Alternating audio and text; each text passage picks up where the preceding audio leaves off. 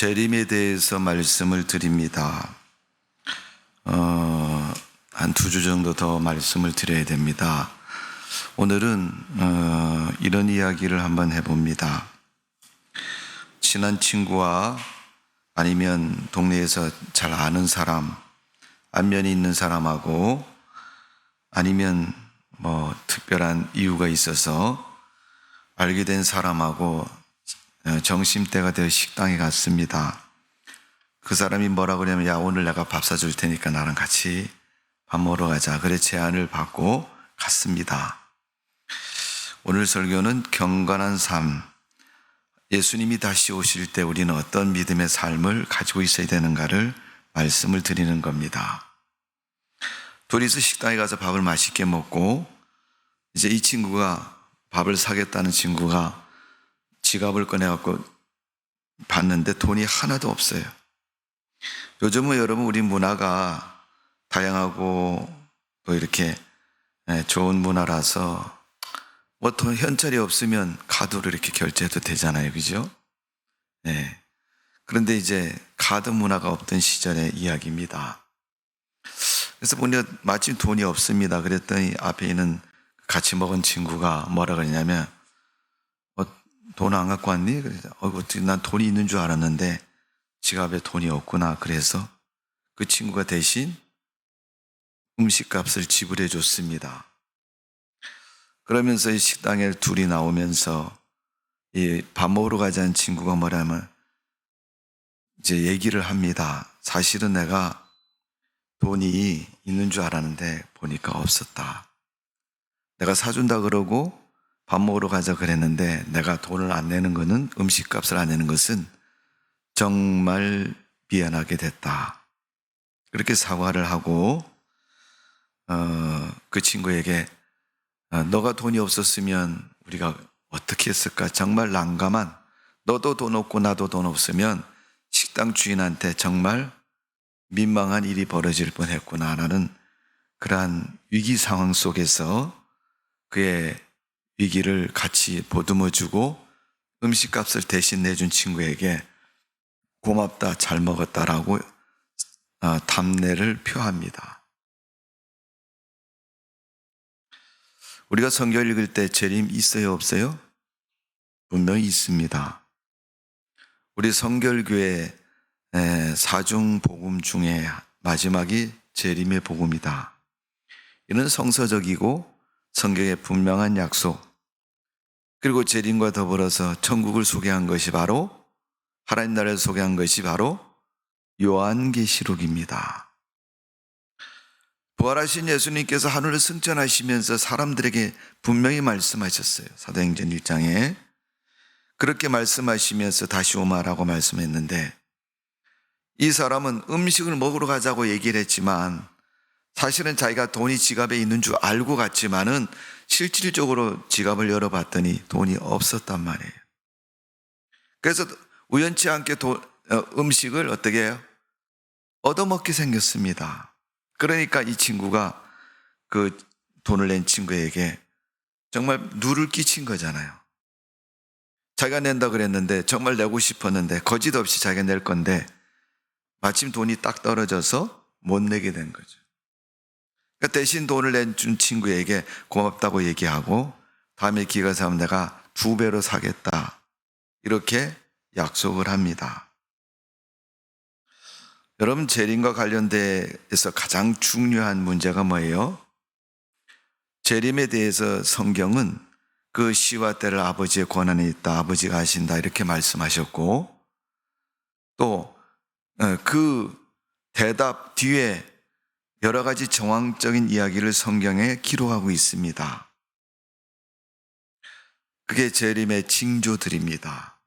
이스라엘을 중심으로 해서 성경은 항상, 하나님은 항상 이스라엘 중심입니다. 여러분이 욕을 해도 상관없고 여러분이 불만을 터뜨려도 상관없어요. 엄마는 왜 첫째 놈만 이쁘다 그래요? 그 엄마 마음인 거예요, 여러분. 최선의 방법은, 야, 너도 잘해서 엄마 마음 나한테 끌어들이면 되지. 입으로 엄마 그렇게 하면 되냐고, 그렇게 하면 되냐고. 엄마는 그 자기가 사랑을 주고 인정하는 그 자식을 향해서 마음이 그쪽에 가 있는데 그 가 있는 마음을 선택하고 실행하는 것은 엄마의 선택이고 권한이거든요. 여러분, 창세기 1장을 읽으면서 우리가 알아야 할 것이 뭐냐 하면 천지창조를 하신 분이 하나님이십니다. 왜 그렇게 만드셨는가는 하나님의 선택이고 하나님의 능력이고 하나님의 작품입니다. 그래서 피조물은 창조주인 그분에게 뭐라고 할 수 없어요. 사도 바울이 복음을 가르치다가 교회들에게 편지를 보면서 그런 내용을 쓴 적이 있어요. 어떤 집에 큰 집도, 큰 그릇도 있고 작은 그릇도 있고 금으로 만든 그릇도 있고 흙으로 만든 그릇도 있고 쇠로 만든 그릇도 있고,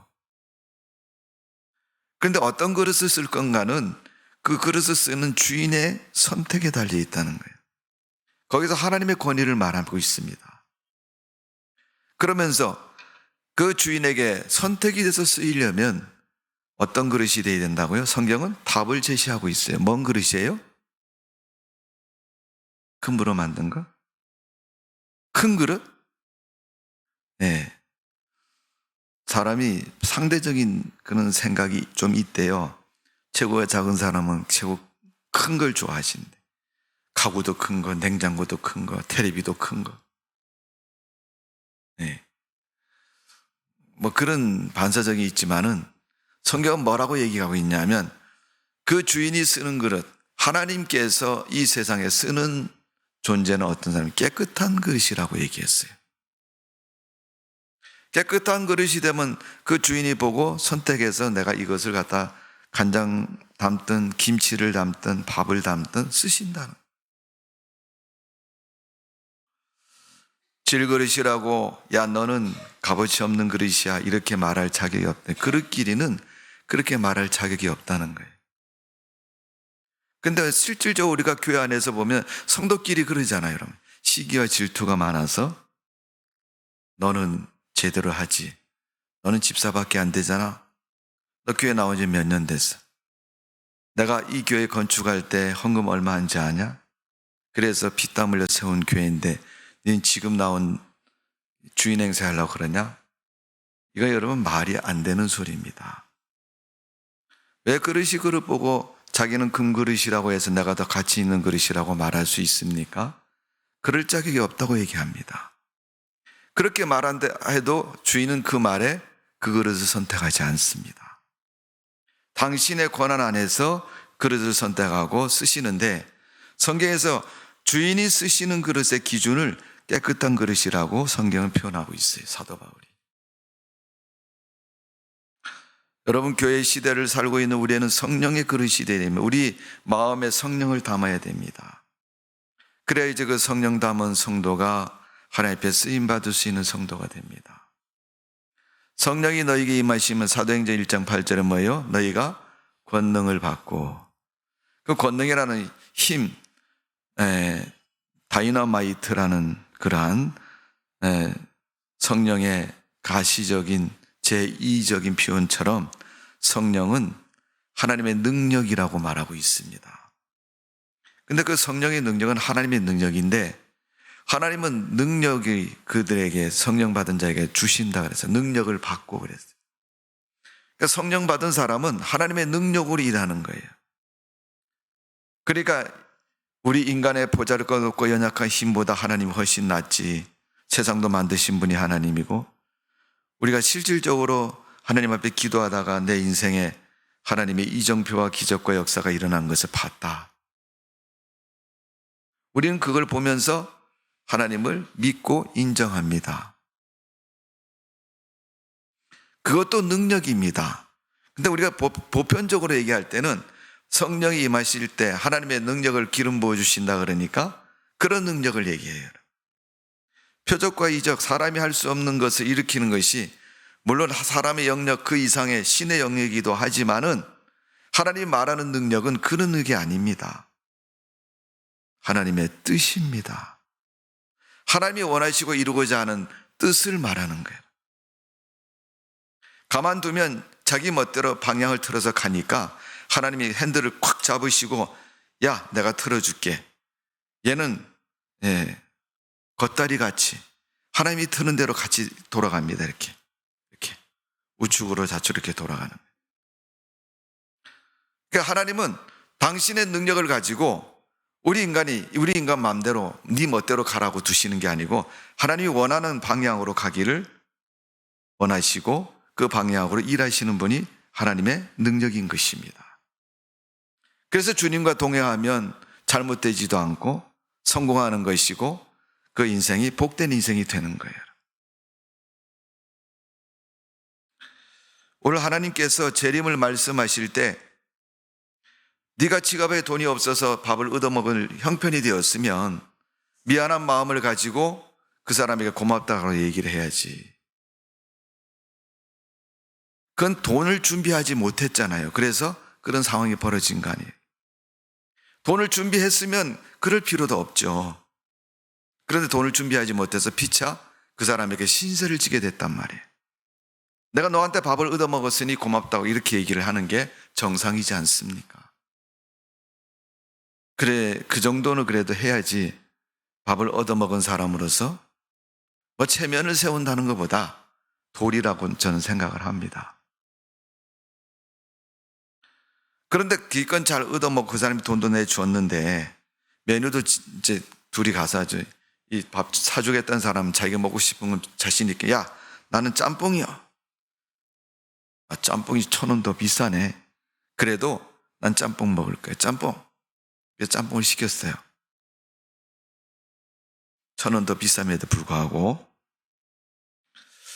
그렇게 시켜서 먹었는데 돈도 못 냈어요. 준비가 안 된 거죠. 자기가 준비되는지 안 되는지도 모르고 있었던 거죠. 왜? 돈이 있는지 없는지 몰랐으니까. 돈 내준 사람한테 고맙다고 이렇게 인사하고 그 도리를 갚아야 되는데 그렇게 하지 않는 사람들이 우리 지금 사는 현실에 얼마나 많은지 몰라요. 가장 기본적인 사람의 도리와 자세를 안 하는 거죠. 내가 준비 안 돼서 뭔가를 못했으면 나 대신 누가 해줬으면요 그 사람한테 고맙다고 생각하고 얘기라도 해야죠.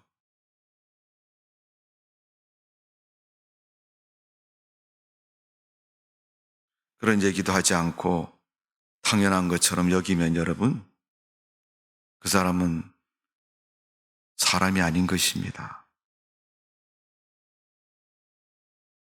오늘 여러분 재림과 관련해서 우리는 뭔가를 해야 됩니다. 뭐래요? 준비가 돼 있어야 된다는 거죠. 성경의 재림을 말하고 그 현상들을 말하는 이유는 야 이럴 때는 주님이 오신다. 주님 오실 때는 이런 현상이 일어난다. 이렇게 말한 거는 그거 보고 준비하라는 얘기죠. 오늘같이 비 오는 날 여러분 하늘이 새까만데 지금까지 경험해보지 못한 천둥 번개가 머리 위에서 팡 쳤어요. 제가 교회를 개척해서 교인들하고 여름에 꼭 수련회를 갑니다. 교인들 휴가를 그때 맞추라 그래서 가는데 한 번은 전라도 완도에 가는 날 출발하는 날 비가 쏟아지더라고요. 그래서 먼 길이니까 시간을 지체할 수 없어요. 계속 가도 여러분 만도까지는 차로 안 쉬고 달려도 8시간을 가야 됩니다. 봉구차에다 여러분 사람 많이 태우고 가보세요. 여러분 8시간 걸립니다. 한 사람 8시간 동안 운전하는 건 보통이 아니라 교인들 다 태우고 가는. 그런데 비가 출발하자마자 쏟아지기 시작하는데 얼마나 많이 쏟아지는지 몰라요. 가다가 차 세워놓고 비 그치면 가고 싶은 생각이 꿀뚝 같았어요. 어디 참 반중간에 저기 서해안 고속도로를 타고 내려가는데 서산쯤 갔는데 서산 가면 목장이 있어요. 뭐 김종필 씨 목장이라 그러던가 뭐 아주 산 몇 개 이렇게 넓은 목장이 있어요. 소 키우는데. 거기 좀 갔는데요. 이 번개가 막 치는 거예요. 나는 태어나서 운전하면서 그렇게 기도해 본 적은 처음이었습니다. 야, 그때 생각하면 정말 악몽을 꾼 것 같아요, 여러분. 차가 한 대면 괜찮은데 교인들 다 데려간다고 차를 빌려갖고 차가 3대인가 2대인가 봉구차가 출발해서 갔어요. 근데 뭐 이 교인들이 난리 났죠. 이게 목사님 날짜를 잘못 잡았나. 그런데 거쭉 갔는데 거기서 번개가 치는데요. 나 진짜 눈으로 봤다니까요. 하늘에서 번개불이 이렇게 나뭇가지처럼 붓이 떨어지잖아요. 번개가 봉구차 앞에 탁 떨어지는 거예요. 너무 놀라가지고 제가 핸들을 놓을 뻔했어요. 솔직히 말해서. 그래도 제가 놀래갖고 사고 내면요. 아이, 목사님 사고 났다. 큰일 났다. 그래갖고 교인들은 사고 수습한다고 난리치겠지만은 정신을 바짝 차리고 여기서 사고 나면 큰일이다. 그래서 끝까지 참고 그 빗길을 뚫고 완도까지 갔어요. 그래서 전라도 목포를 해남 거의 가니까 그 남쪽에 또 비가 안 오고 해가 나더라고요. 그래서 내가 아니 뭐 우리나라가 이렇게 큰가 그런 생각도 해봤는데 우리가 여러분 준비 없이 뭔가를 하다가 보면요 당황스럽고 힘들고 어렵고 고통스러울 때가 참 많아요. 오늘 예수님께서 재림이란 중요한 문제를 가지고 제자들에게 보여주셨고 말씀하셨고 또 징조까지 가르쳐 주신 이유가 뭐예요? 그냥 잘 알고 있어라 이렇게 얘기한 게 아니에요. 그거 반드시 되니까 너희가 준비해라. 그래서 삶과 신앙의 준비가 되어 있으라고 얘기한 거예요. 그래서 다저천의 비유도 이스라엘 무화과나무 비어나는 비유도 오늘 우리가 한 군데 더 읽었지만 이제 마태복음 24장에 있는 재림에 대한 징조들 그런 것들을 말씀하고 있습니다. 그러면서 창세기 6장 5절 6절에 보면 이 재림의 시기를 말하면서 창세기에서 뭐라 그러냐면 재림의 때는 노아와 홍수 심판 혹은 소돔과 고모라 성의 멸망 직전처럼 악하고 폐역하고 어두운 시대라고 말씀하고 있습니다. 나는 번개가 얼마나 세게 쳤는지 놀라가지고 머리가 다 빠지는 줄 알았어요. 그 불빛이 얼마나 강했는지 실명될 만큼 강했어요. 순간 무슨 생각이 들었냐면 오늘이 주님 오시는 날인가? 성경 읽어보니까 번개가 동해에서 서해에서 번쩍임 같이 임하신다고 기록되어 있으니까 순간 그 생각이 나면서 오늘 주님 오시는 날인가? 그런 생각이 들 정도로 그런 현상이 있었던 것을 경험한 적이 있습니다. 성도 여러분, 재림은 분명히 있는 사실이고 준비 못해서 하나님의 은혜 때문에 내가 재림의 때 들림받고 구원 얻으면 감사하셔야 됩니다. 나 준비 안 했는데도 하나님이 긍휼을 베푸셔서 나를 구원해 주시니까 얼마나 감사해요. 나 돈도 없는데 밥을 사줬으니까 얼마나 고마워요. 사람들은 그런다 그러죠. 야, 누가 돈 좀 없냐? 저놈 좀 100개 먹어야지. 그러면서 그럴 사람을 찾는다 그러잖아요, 여러분. 세상을 살면서. 그래가지고 그런 사람 찾아서 그 사람 밥 사라 그러고 뭐 하라 그래가지고 얻어먹는다 그러잖아요.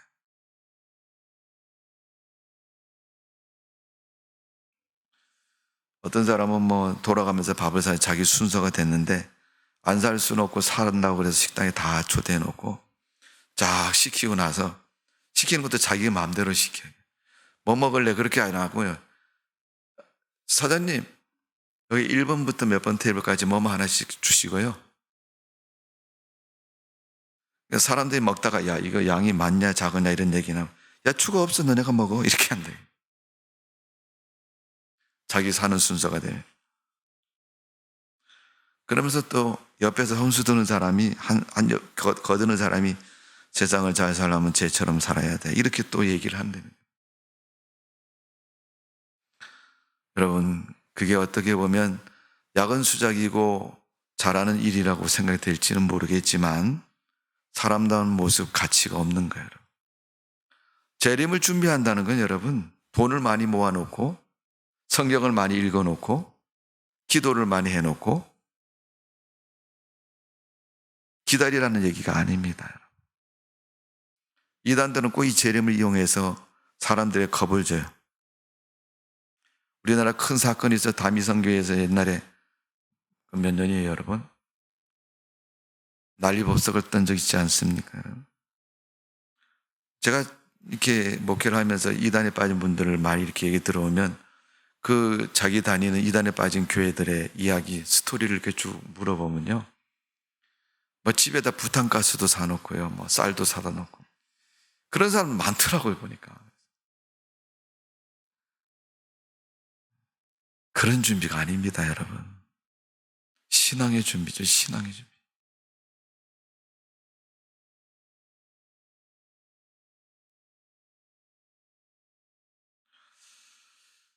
왜 기도도 여러분 갑자기 시키면 아유 목사님 나 못해요. 내가 할 때까지 버티고 안 하시는 분들이 가끔 있어요, 보면. 그럼 제가 그러죠. 아니 새벽 기도 시간에 기도할 거 아니에요. 그럼 그 기도 좀 해봐요. 여러분, 우리가 믿음의 준비가 되어 있어야 됩니다. 뭐 잘하고 못하고는 그건 나중 문제고 하나님 믿는 믿음이 바로 서 있어야 돼요. 그래서 노아 때 창세기 6장에 말하는 거는요, 하나님께서 거기에 창세기 6장에서 하신 말씀 한마디가 있어요. 여호와 하나님이 사람의 죄악에 관하여 관영함과 그 마음의 생각의 모든 계획이 항상 악할 뿐임을 보시고 땅 위에 사람 지으심을 한탄하게 마음에 근심하시고 그랬어요, 성경. 사람 만든 걸 보고 한탄하시고 마음에 근심까지 가지셨다. 그러면서 노아 시대의 홍수가 시작이 된 겁니다. 하나님이 그렇게 말씀하시고 나서 그때부터 노아에게 하나님이 야 노아야 배 만들어라. 노아는 그때부터 배 만든 거예요.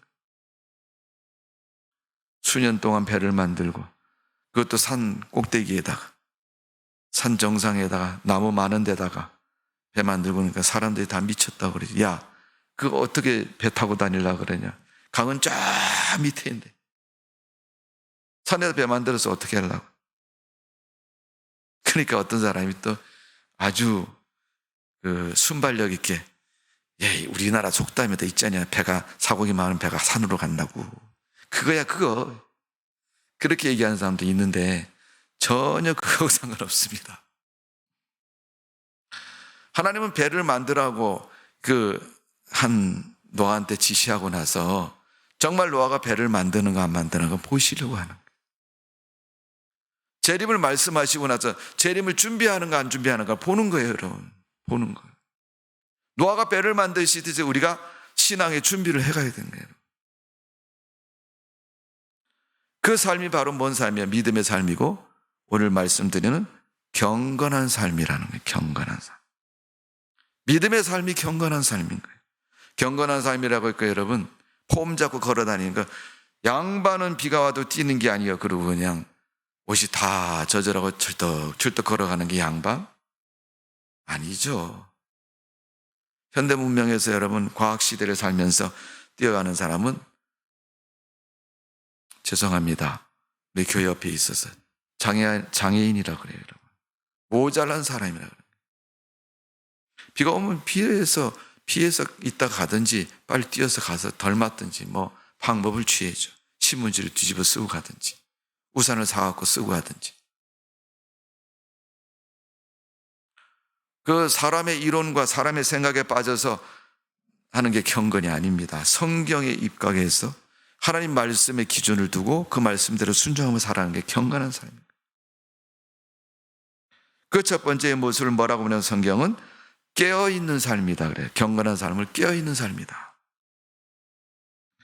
자, 오늘 보면 11절을 한번 읽어봅니다. 시작. 또한 너희가 이 시대를 알거니와 자다가 깰 때가 벌써 되었으니 재림을 말해서 깨어있어라 그렇게 얘기해야 돼요. 그러면 말세는 잠들지 말라는 얘기예요. 그럼 밤에 잠도 안 자고 뭘 합니까? 잠 안 자고 있어야 됩니까? 그러면 부탄가스 사놓고 있는 사람하고 똑같은 거예요. 그렇게 하지 말라는 겁니다. 신앙이 깨어있으라는 건 신앙. 깨어있는 신앙은 어떤 신앙이에요? 마귀가 시험에도 안 넘어져요, 여러분. 기분 나빠도 여러분 불신앙적인 행동 안 합니다. 신앙이 깨어있는 사람. 다 철없는 신앙이고 다 모자라는 신앙이니까 기분 나쁘면 맥살 잡고 교회 안에서도 흔들고 난리치고 큰 소리 야! 이렇게 하죠. 하나님 믿는 사람이 여러분 하나님의 방법으로 해결해야지, 하나님 앞에 기도해야지. 여러분 맥살 잡고 싸웁니까 여러분? 자다가 깰 때가 벌써 되었다는 건 신앙으로 무장하라는 거예요. 여러분 마귀는 신앙을 잠들게 유도하고 잠든 신앙은 사단이 시험을 가져와서 넘어지게 만듭니다. 교회를 다니면서도 여러분 직접적으로 예배석에서 불신앙적인 모습을 보인 사람이 있잖아요. 여러분. 사도행전에 보니까 유두거라는 사람이 사도 바울이 말씀을 전할 때 피곤하고 힘들었다고 성경은 표현하고 있지만요, 졸다가 떨어져서 목이 부러져 죽었다 그랬어요. 바울이 위해서 기도해 줬더니 그가 다시 살아났죠. 3층 누에에서 떨어져 죽었다고 성경은 말하고 있습니다. 미련한 5처녀는 졸며 자다가 신랑을 맞이하지 못했습니다. 자기들이 일어나는 것도 옆에 사람이 깨우는 바람에 일어났어요. 그런데 자기 등은 꺼졌거든요. 이미. 항상 어디서든지 무엇을 하든지 하나님의 말씀과 기도와 주님이 주신 사명으로 무장되어 있어야 됩니다. 가끔 우리 부모님들 중에 아주 비애적인 말을 할 수가 있어요. 참 인생 살다가 병도 들고 고통스럽고 힘들어. 그런 분들은 가끔 입에서 그러니 아유 빨리 죽어야지.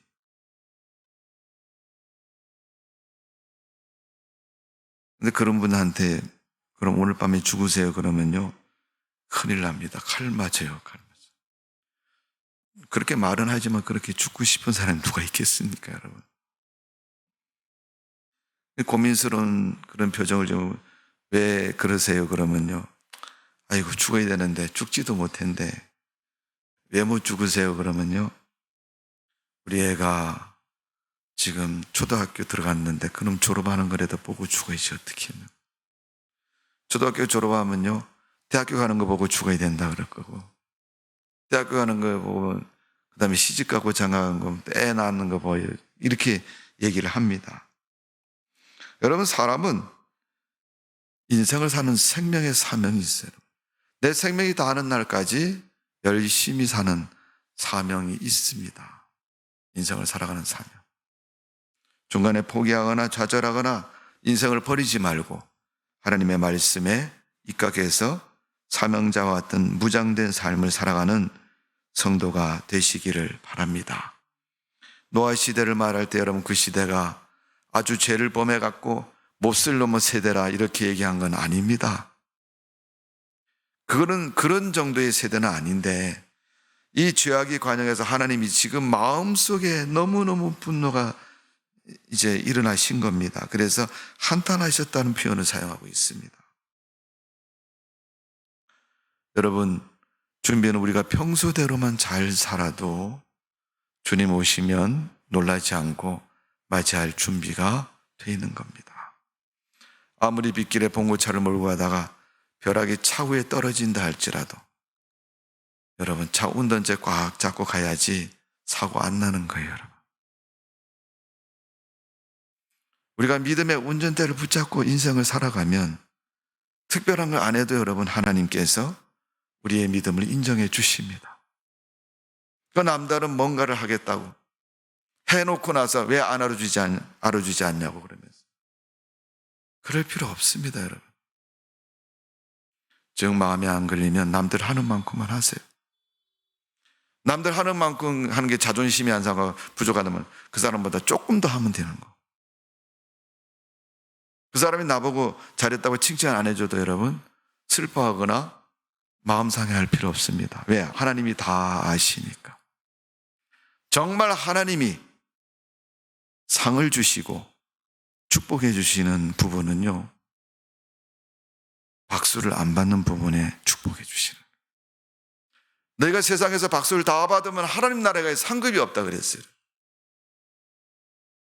정말 깨어있는 사람, 어제 사는 삶 오늘도 살고 오늘 사는 내일도 살고 정상적인 삶을 사는 그런 사람이 깨어있는 신앙의 성도입니다.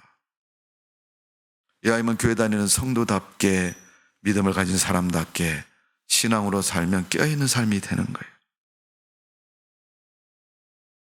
두 번째 경건한 삶은 뭡니까? 어둠의 일을 벗고 빛의 갑옷을 입은 삶이다.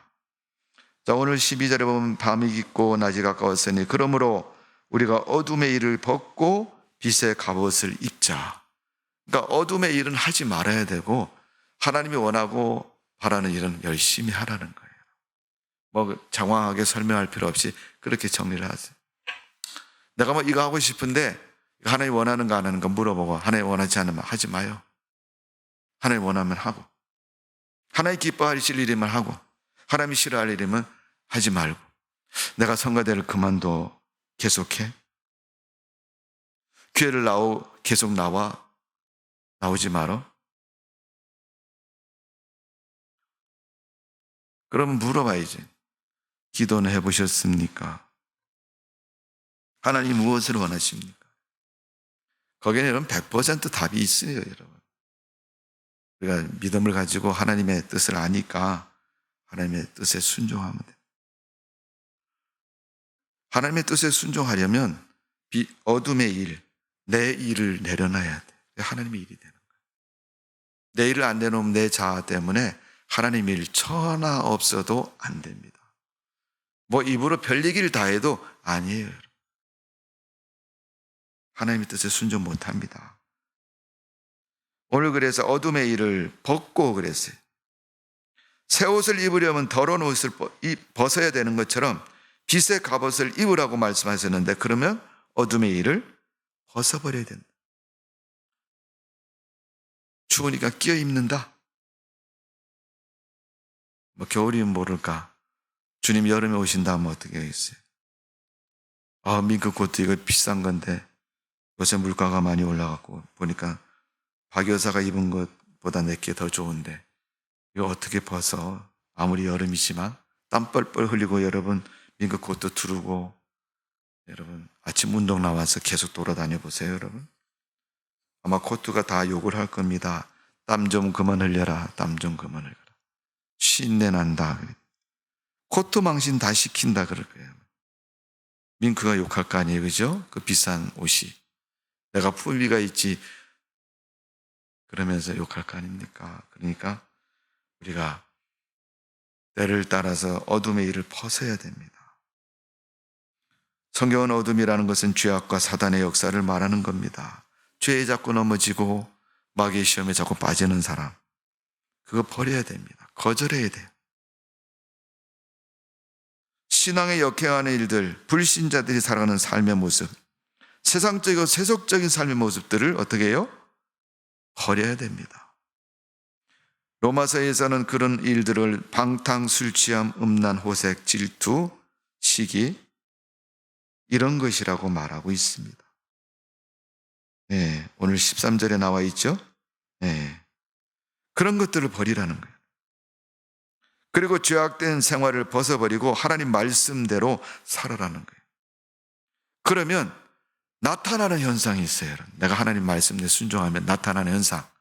제일 첫 번째는요, 콧노래가 저절로 나옵니다. 신앙으로 사셔야 콧노래가 나오는 거예요. 두 번째는 하나님이 축복해 주십니다. 머리가 되게 해주셔요. 하나님 말씀에 순종해야 하나님 머리를 식혀줍니다. 머리가 될진정 꼬리가 되게 되지 않도록 해 주시옵소서 기도한다고 되는 게 아니고 하나님 말씀에 순종한 머리를 만들어요. 요셉 보세요. 종으로 팔려갔는데 애굽에 총리해 먹잖아요. 믿음 때문에, 신앙 때문에. 보디발의 부인이 유혹해도 안 돼, 그거. 감옥에 갔는데 감옥에 있는 사람들이 뭐라 해도 자기 본분을 잘 지켜서.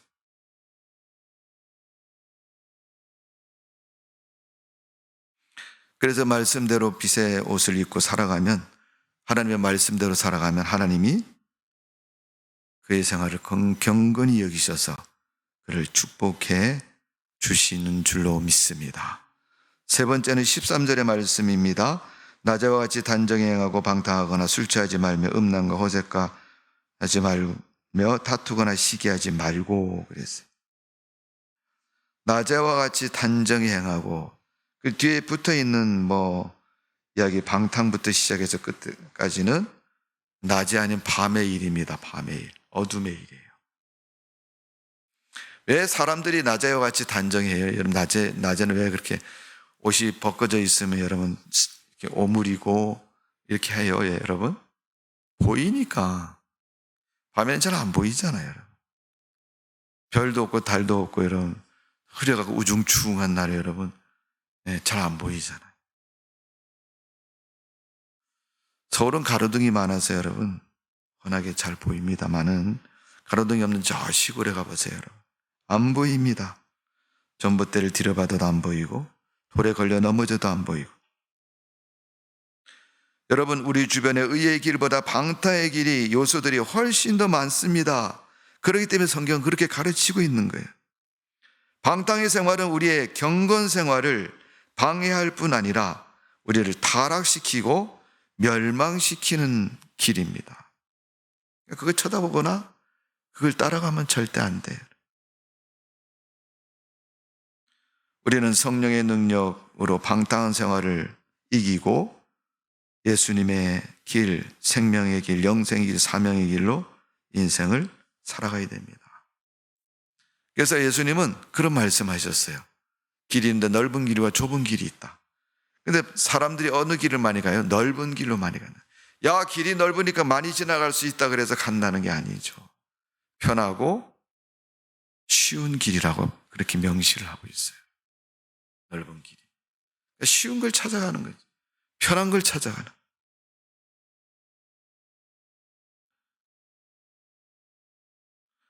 어느덧 여러분 2년 반 동안 우리 한국교회가 코로나19로 인해서 아직 끝난 건 아니지만 온라인 예배를 드리면서 사람들이 온라인 예배를 하나의 예배에 드리는 도구로 사용합니다. 온라인은 여러분 도구인 건 분명히 맞아요. 근데 예배가 예배다운 모습이 되지 않는 게 문제죠. 대면 예배를 드리던 사람은 갑자기 변화된 형식과 틀에 의해서 적응도 어렵겠지만은 온라인 예배에 대해서 실어감을 갖습니다. 여러분 단정히 하라는 것은 신앙적인 노력을 말하는 거예요. 여러분. 이거 옷 뜯어졌는데 바늘로 꼬매고 단추 풀어졌는데 단추 잠그고 자크 내려가면 자크 올리고 이게 단정히 하는 거잖아요. 내 허물과 내 속을 드러내지 않으려고 꽁꽁 싸매고 감추고 숨기라는 얘기 아닙니다. 어차피 우리는 속에 있는 죄악의 모습들이 자꾸 튀어나오게 돼 있어요. 그러니까 바울이 그냥 기도하고 신앙으로 살려고 노력하고 애쓰다 보니까 나중에 탄식이 나오는 거예요. 로마서 8장에 보면 오라 나는 공고한 사람이다. 바울이 그렇게 탄식을 하잖아요. 내 의지와 내 양심과 내 힘으로는 되지 않는구나. 비로소 그때 느낀 거예요. 성령의 능력으로 되는구나. 그래서 마지막 그리스도의 옷을 입어야 경건한 삶이 되는 겁니다. 내가 입었던 옷 벗어버리고 옛날에 입었던 어둠의 옷은 벗어버리고 세상 옷은 벗어버리고 믿음의 옷을 입고 경건의 옷을 입어야 됩니다. 자, 오늘 보면 14절입니다. 오직 주 예수 그리스도의 옷을 입고 정욕을 위하여 육신의 일을 도모하지 말라. 정욕을 위하여 내가 타고난 옛사람의 습성을 말하는 거예요. 정욕. 내 속에 죄의 마음을 가지고 태어났는데 그 죄의 마음을 따라가지 말라는 거예요. 죄를 지니까. 그거 따라가면 망하는 거니까. 내 속에 있는 성령의 거룩한 영을 쫓아서 주님이 원하는 그 삶을 살아가라고 말씀하고 있는 것입니다. 오늘 옷을 입은 사람은 옷 입지 않은 사람과의 차이가 엄청나게 납니다. 예수 그리스도의 옷을 입은 것은 주 안의 삶을 살아가는 것을 말합니다. 옷이 우리 몸 안에 있는 것이 아니라 우리는 몸이 옷 안에 있는 것을 알아야 됩니다. 예수님의 옷을 입었다는 얘기는 내가 예수님 말씀을 지키며 살아간다는, 말씀을 내가 선택해서 지키는 게 아니라 말씀이 있으니까 그 말씀 속에서 무조건 말씀이 가는 대로 끌려가는 거예요. 끌려가는, 같이 이동하는. 그게 예수 그리스도의 옷을 입은 사람들의 모습입니다. 몸이 여러분 아무리 날씬하고 몸매가 좋다 그래도 여러분 아름다운 옷을 입으면 더 맵시가 나고 멋있는 겁니다. 몸이 여러분 몸이 옷에 들어가야지 옷이 몸에 들어오면 여러분 입은 것이 아닙니다. 몸이 옷에 들어간다는 말은 우리가 신앙 안에 들어가는 거예요. 믿음 안에 들어가는 거예요. 그래 믿음으로 사는 거예요.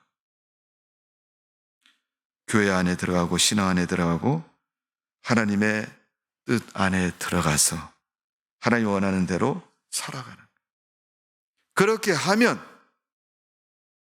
겉에 입은 옷 때문에 내가 내 속에 있는 그릇된 옛 성품도 주님의 인격을 닮아가게 된다는 거예요.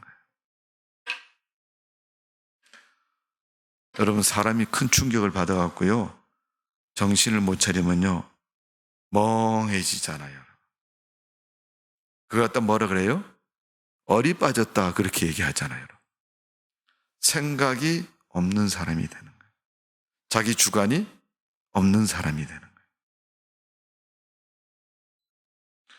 내가 그리스도 안에 있다는 얘기는요 하나님의 뜻에 내가 움직여진다는 걸 말하는 겁니다.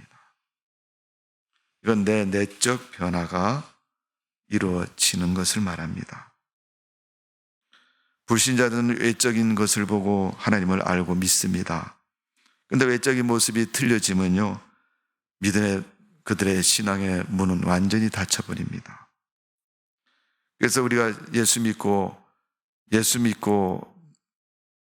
변화될 것은 내적인 변화가 이루어져야 되는 거예요. 외적인 변화는 어떤 이유에든 내가 하나님을 믿게 된 계기를 말하는 거라면 믿은 그 사람이 이제 그리스도의 말씀 안에 들어와서 경건한 삶이 되므로 그의 내면이 그리스도의 성품을 닮아서 하나님의 온전한 사람으로 변화되는 것을 말합니다.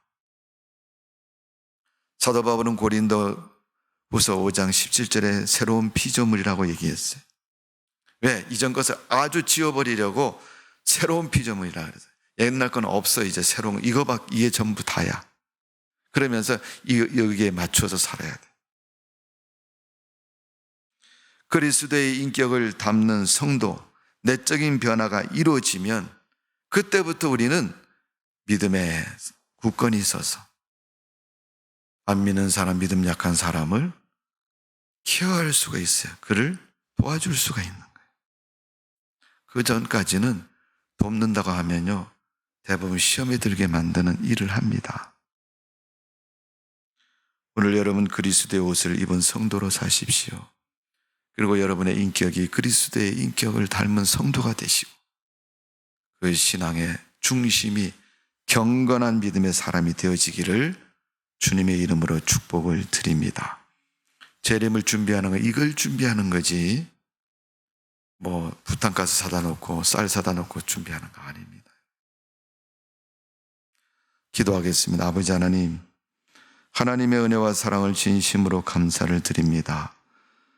우리 주님 재림을 분명히 성경에 말씀하셨고 제자들에게 말씀하셨고 하늘로 승천하셨습니다.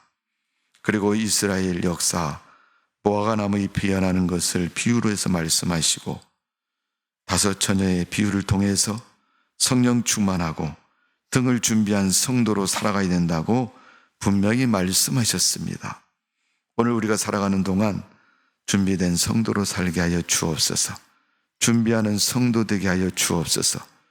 예수님의 이름으로 기도하옵나이다. 아멘.